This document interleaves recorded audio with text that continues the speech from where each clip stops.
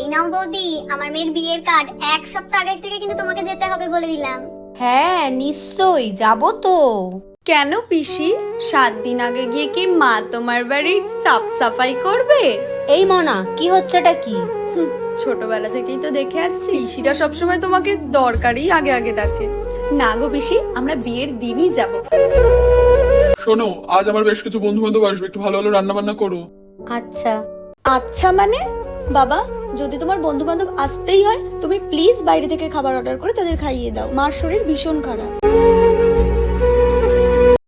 এ মনা, বলছি শোন, আমার টিকিট কাটিস না।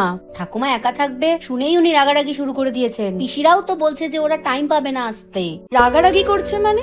তুমি ওনার বৌমা, ওনার আরো দুটো মেয়ে রয়েছে, তারা এসে ওনাকে দেখবে এই কটা দিন।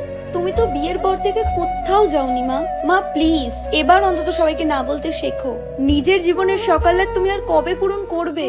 এই তো এতগুলো বছর কাটিয়ে ফেললাম এইভাবেই, আর তো কয়েকটা বছর বাঁচবো। এত ঝামেলা আমি করতে চাই না রে মা